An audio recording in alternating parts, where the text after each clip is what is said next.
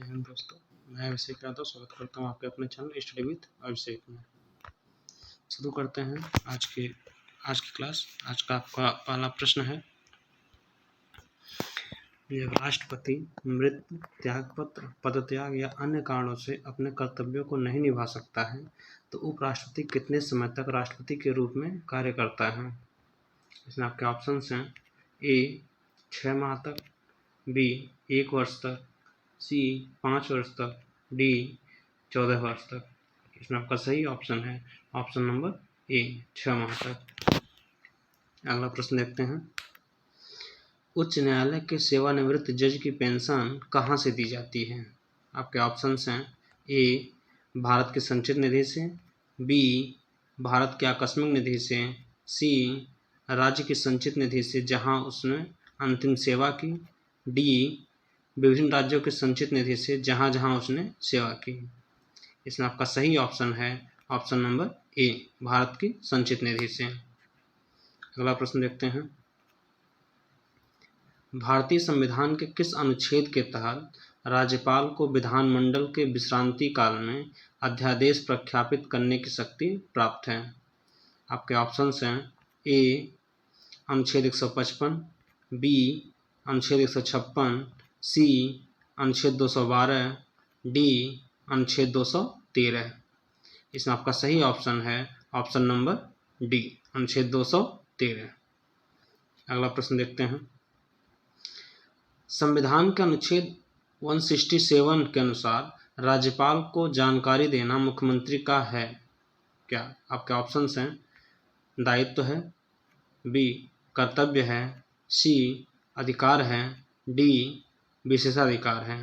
इसमें आपका सही ऑप्शन है ऑप्शन नंबर बी कर्तव्य है। अगला प्रश्न देखते हैं, मूल अधिकारों का निम्न में से कौन सा वर्ग अस्पृश्यता की समाप्ति को समाविष्ट करता है?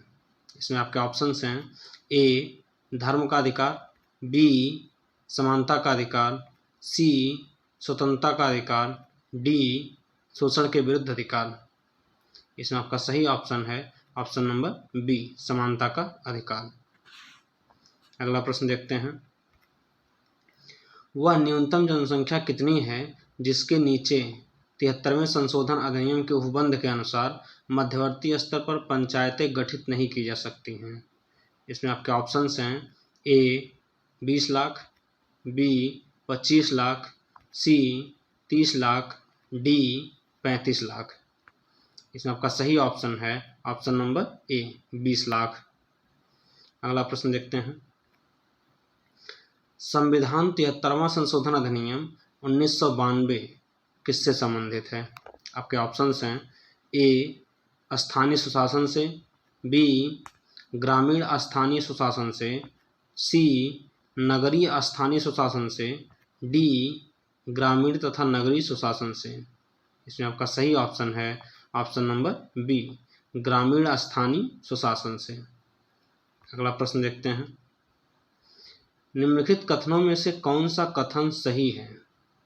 इसमें आपके ऑप्शंस हैं ए भारत एक कुलीन तंत्र है, बी भारत एक नाम मात्र का राजतंत्र है, सी भारतीय संविधान अध्यक्षात्मक है, डी भारत एक संसदात्मक प्रजातंत्र है। इसमें आपका सही ऑप्शन है ऑप्शन नंबर डी भारत एक संसदात्मक प्रजातंत्र है। अगला प्रश्न देखते हैं, संविधान के अंतर्गत काम का अधिकार कहाँ पाया जा सकता है? इसमें आपके ऑप्शंस हैं ए मूल अधिकार में, बी संविधान की प्रस्तावना में, सी राज्य नीति निर्देशक सिद्धांतों में, डी उपयुक्त में से कोई नहीं। इसमें आपका सही ऑप्शन है ऑप्शन नंबर सी राज्य के नीति निर्देशक सिद्धांतों में। अगला प्रश्न देखते हैं, संविधान का कौन सा अनुच्छेद संसद को नागरिकता के अधिकार को नियमित करने की शक्ति प्रदान करता है? आपके ऑप्शंस हैं ए अनुच्छेद 8, बी अनुच्छेद 9, सी अनुच्छेद 10, डी अनुच्छेद 11। इसमें आपका सही ऑप्शन है ऑप्शन नंबर डी अनुच्छेद 11। अगला प्रश्न देखते हैं, संसद के लिए राष्ट्रपति का अभिभाषण कौन तैयार करता है? इसमें आपके ऑप्शंस हैं ए स्वयं राष्ट्रपति, बी लोकसभा अध्यक्ष, सी राज्यसभा के सभापति, डी केंद्रीय मंत्रिमंडल। इसमें आपका सही ऑप्शन है ऑप्शन नंबर डी केंद्रीय मंत्रिमंडल। अगला प्रश्न देखते हैं। भारत में मंडल पंचायत की संस्तुति की गई थी किसके द्वारा? आपके ऑप्शंस हैं संथानम कमेटी द्वारा, बी सादिक अली कमेटी द्वारा, सी अशोक मेहता कमेटी द्वारा, डी बलवंत राय मेहता कमेटी द्वारा। इसमें आपका सही ऑप्शन है option number C Ashok Mehta committee द्वारा। अगला प्रश्न देखते हैं।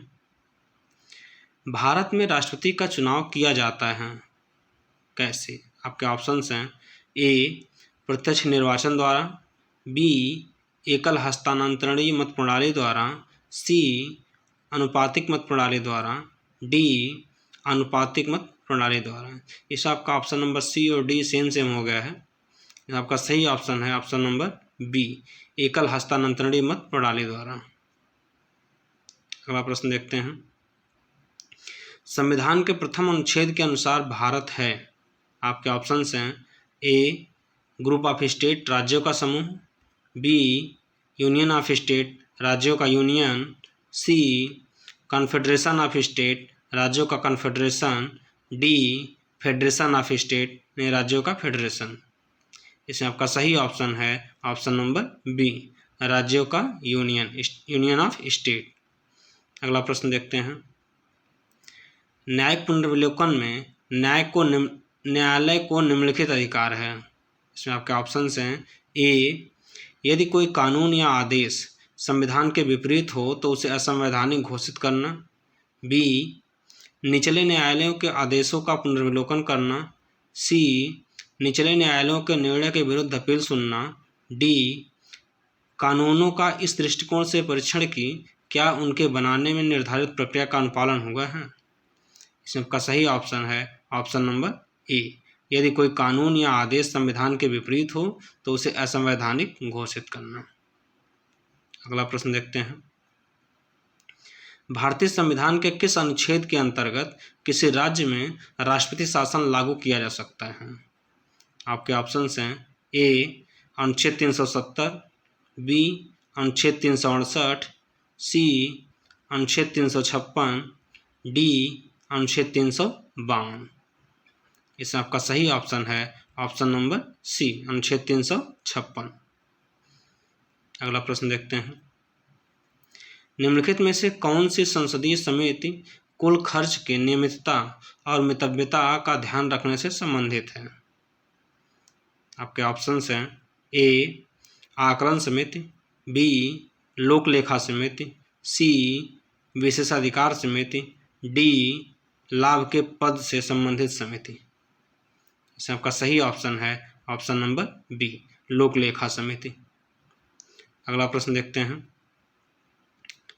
निम्नलिखित कथनों पर विचार कर बताइए कि इनमें से कौन एक सही है। इसमें आपके ऑप्शंस हैं ए सर्वोच्च न्यायालय केवल मूल क्षेत्राधिकार रखता है, बी यह केवल मूल एवं अपीली क्षेत्राधिकार रखता है, सी यह केवल परामर्श संबंधी तथा अपीली क्षेत्राधिकार रखता है, डी यह मूल अपीली और परामर्श संबंधी क्षेत्राधिकार रखता है।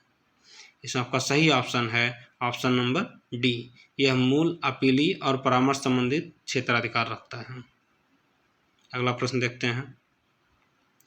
निम्नलिखित कथनों पर विचार कर बताइए कि इनमें से कौन एक सही है।